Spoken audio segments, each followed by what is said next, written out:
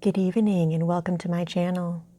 Tonight we'll be continuing our story of The Valley of Fear by Sir Arthur Conan Doyle. Chapter 3. The Tragedy of Burlstone. Now for a moment I will ask leave to remove my own insignificant personality and to describe events which occurred before we arrived upon the scene by the light of knowledge which came to us afterwards. Only in this way can I make the reader appreciate the people concerned and the strange setting in which their fate was cast. The village of Burlstone is a small and very ancient cluster of half-timbered cottages on the northern border of the county of Sussex. For centuries it had remained unchanged, but within the last few years its picturesque appearance and situation have attracted a number of well-to-do residents, whose villas peep out from the woods around. These woods are locally supposed to be the extreme fringe of the great wheeled forest, which thins away until it reaches the northern chalk towns. A number of small shops have come into being to meet the wants of the increased population, so there seems some prospect that Burlstone may soon grow from an ancient village into a modern town. It is the center for a considerable area of country, since Tunbridge Wells, the nearest place of importance, is 10 or 12 miles to the eastward, over the borders of Kent. About half a mile from the town, standing in an old park famous for its huge beech trees, is the ancient manor house of Burlstone. Part of this venerable building dates back to the time of the First Crusade, when Hugo de Campus built a fortalice in the center of the estate, which had been granted to him by the Red King. This was destroyed by fire in 1543, and some of its smoke-blackened cornerstones were used when, in Jacobean times, a brick country house rose upon the ruins of the feudal castle. The manor house, with its many gables and its small diamond-paned windows, was still much as the builder had left it in the early 17th century. Of the double moats which had guarded its more warlike predecessor, the outer had been allowed to dry up, and served the humble function of a kitchen garden. The inner one was still there, and lay 40 feet in breadth, though now only a few feet in depth round the whole house. A small stream fed it and continued beyond it, so that the sheet of water, though turbid, was never dirge-like or unhealthy. The ground floor windows were within a foot of the surface of the water. The only approach to the house was over a drawbridge, the chains and windlass of which had long been rusted and broken. The latest tenants of the manor house had, however, with characteristic energy, set this right, and the drawbridge was not only capable of being raised, but actually was raised every evening and lowered every morning. By thus renewing the custom of the old feudal days, the manor house was converted into an island during the night, a fact which had a very direct bearing upon the mystery which was soon to engage the attention of all England. The house had been untenanted for some years, and was threatening to molder into a picturesque decay when the Douglases took possession of it. This family consisted of only 2 individuals, John Douglas and his wife. Douglas was a remarkable man, both in character and in person. In age he may have been about 50, with a strong-jawed, rugged face, a grizzling mustache, peculiarly keen gray eyes, and a wiry, vigorous figure which had lost nothing of the strength and activity of youth. He was cheery and genial to all, but somewhat offhand in his manners, giving the impression that he had seen life in social strata on some far lower horizon than the county society of Sussex.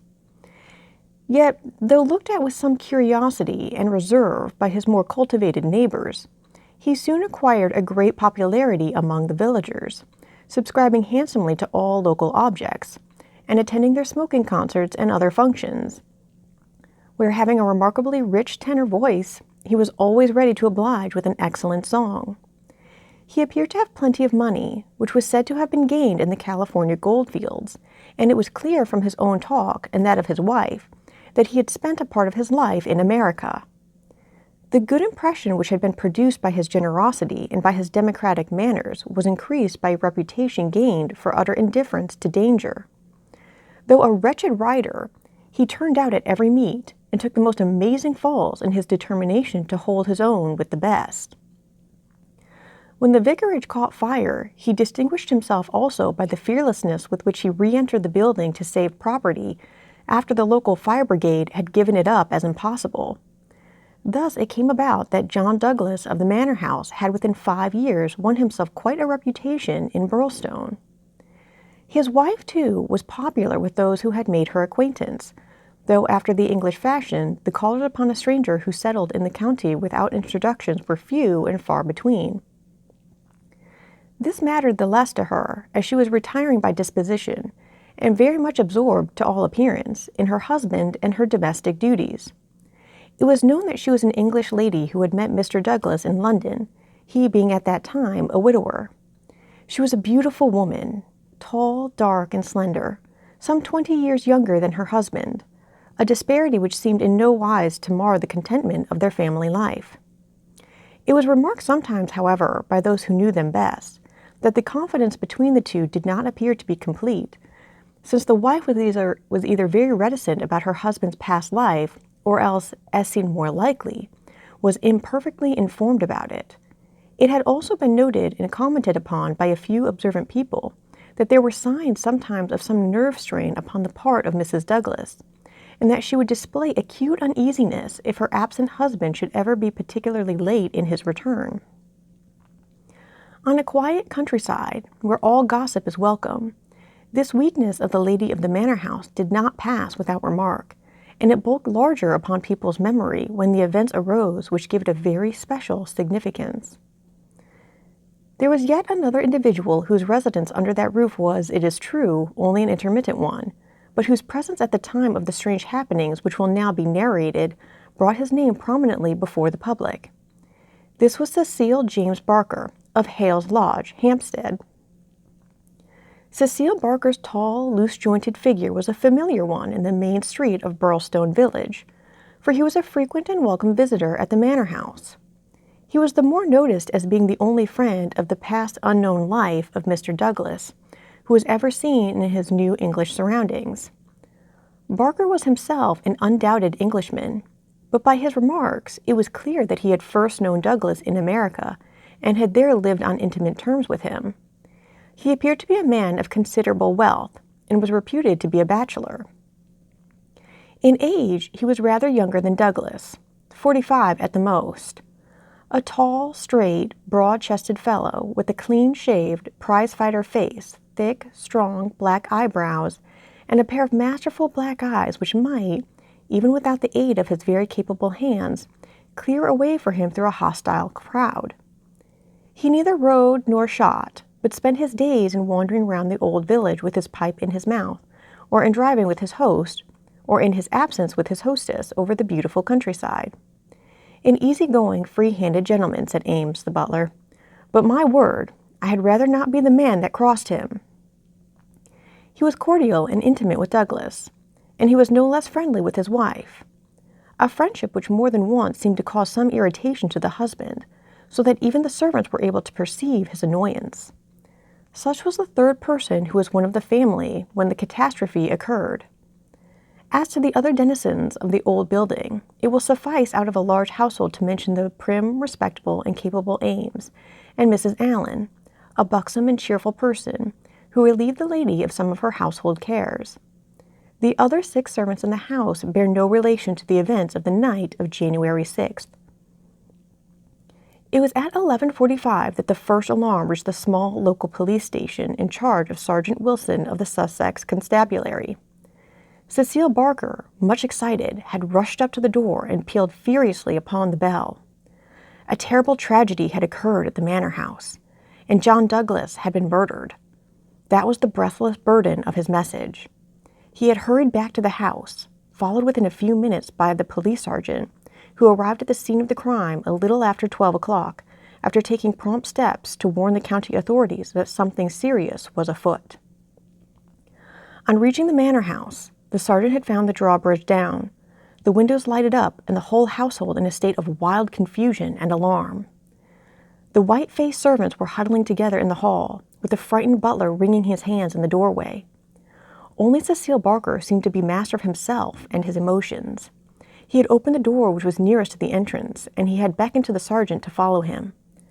At that moment there arrived Dr. Wood, a brisk and capable general practitioner from the village.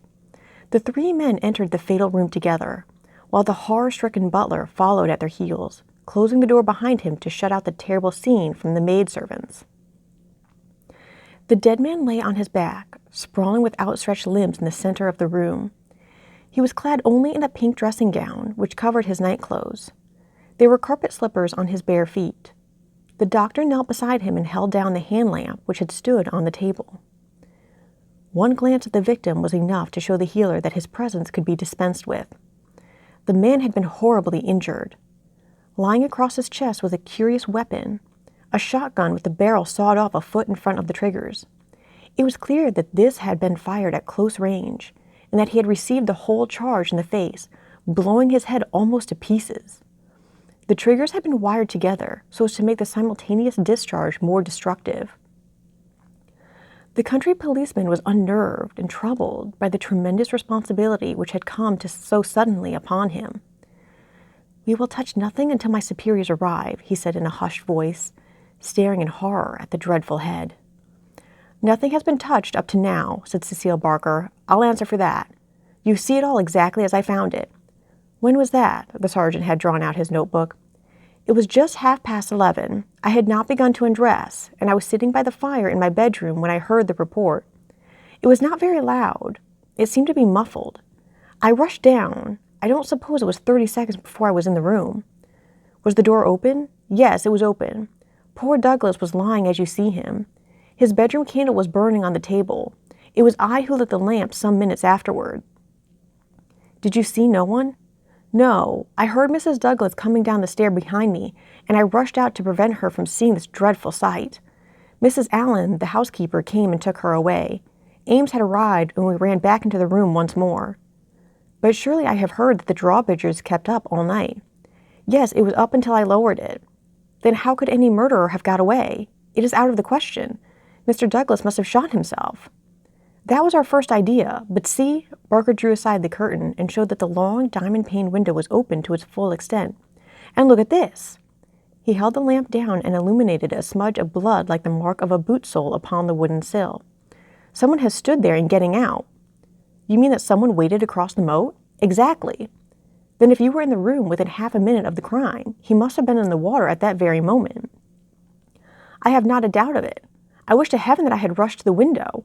But the curtain screened it, as you can see, and so it never occurred to me. Then I heard the step of Mrs. Douglas, and I could not let her enter the room. It would have been too horrible." "Horrible enough," said the doctor, looking at the shattered head and the terrible marks which surrounded it. "I've never seen such injuries since the Burlstone Railway smash." "But I say," remarked the police sergeant, whose slow, bucolic common sense was still pondering the open window, "it's all very well your saying that a man escaped by wading this moat. But what I ask you is, how did he ever get into the house at all if the bridge was up?" "Ah, that's the question," said Barker. "At what o'clock was it raised?" "It was nearly 6 o'clock, said Ames the butler. "I've heard," said the sergeant, "that it was usually raised at sunset. That would be nearer 4:30 than 6 at this time of year." "Mrs. Douglas had visitors to tea," said Ames. "I couldn't raise it until they went. Then I wound it up myself." "Then it comes to this," said the sergeant. "If anyone came from outside, if they did, they must have got in across the bridge before 6 and been in hiding ever since, until Mr. Douglas came into the room after 11. "That is so. Mr. Douglas went round the house every night the last thing before he turned in to see that the lights were right. That brought him in here. The man was waiting and shot him. Then he got away through the window and left his gun behind him. That's how I read it, for nothing else will fit the facts." The sergeant picked up a card which lay beside the dead man on the floor. The initials VV, and under them the number 341, were rudely scrawled in ink upon it. "What's this?" he asked, holding it up. Barker looked at it with curiosity. "I never noticed it before," he said. "The murderer must have left it behind him. VV 341. I can make no sense of that." The sergeant kept turning it over in his big fingers. "What's VV? Somebody's initials, maybe. What have you got there, Dr. Wood?" It was a good-sized hammer which had been lying on the rug in front of the fireplace, a substantial workmanlike hammer. Cecile Barker pointed to a box of brass-headed nails upon the mantelpiece. "Mr. Douglas was altering the pictures yesterday," he said. "I saw him myself, standing upon that chair and fixing the big picture above it. That accounts for the hammer." "We'd best put it back on the rug where we found it," said the sergeant, scratching his puzzled head in his perplexity. "It will want the best brains in the force to get to the bottom of this thing. It will be a London job before it is finished." He raised the hand lamp and walked slowly round the room. "Hello!" he cried excitedly, drawing the window curtain to one side. "What o'clock were those curtains drawn?" "When the lamps were lit," said the butler. "It would be shortly after 4. Someone had been hiding here, sure enough." He held down the light, and the marks of muddy boots were very visible in the corner. "I'm bound to say this bears out your theory, Mr. Barker. It looks as if the man got into the house after 4 when the curtains were drawn, and before 6 when the bridge was raised. He slipped into this room because it was the first that he saw. There was no other place where he could hide, so he popped in behind this curtain. That all seems clear enough. It is likely that his main idea was to burgle the house, but Mr. Douglas chanced to come upon him, so he murdered him and escaped. That's how I read it," said Barker. "But I say, aren't we wasting precious time? Couldn't we start out and scout the country before the fellow gets away?" The sergeant considered for a moment. "There are no trains before 6 in the morning, so he can't get away by rail. If he goes by road with his legs all dripping, it's odds that someone will notice him. Anyhow, I can't leave here myself until I am relieved, but I think none of you should go until we see more clearly how we all stand." The doctor had taken the lamp and was narrowly scrutinizing the body. "What's this mark?" he asked. "Could this have any connection with the crime?" The dead man's right arm was thrust out from his dressing gown and exposed as high as the elbow. About halfway up the forearm was a curious brown design, a triangle inside a circle, standing out in vivid relief upon the lard-colored skin. "It's not tattooed," said the doctor, peering through his glasses. "I never saw anything like it. The man has been branded at some time as they brand cattle. What is the meaning of this?" "I don't profess to know the meaning of it," said Cecile Barker, "but I have seen the mark on Douglas many times this last 10 years. "And so have I," said the butler. "Many a time when the master has rolled up his sleeves, I have noticed that very mark. I've often wondered what it could be." "Then it has nothing to do with the crime anyhow," said the sergeant. "But it's a rum thing all the same. Everything about this case is rum." "Well, what is it now?" The butler had given an exclamation of astonishment and was pointing at the dead man's outstretched hand. "They've taken his wedding ring," he gasped. "What?" "Yes, indeed. Master always wore his plain gold wedding ring on the little finger of his left hand. That ring with the rough nugget on it was above it, and the twisted snake ring on the third finger. There's the nugget, and there's the snake, but the wedding ring is gone." "He's right," said Barker. "Do you tell me," said the sergeant, "that the wedding ring was below the other? Always. Then the murderer, or whoever it was, first took off this ring you call the nugget ring, then the wedding ring, and afterwards put the nugget ring back again." "That is so." The worthy country policeman shook his head.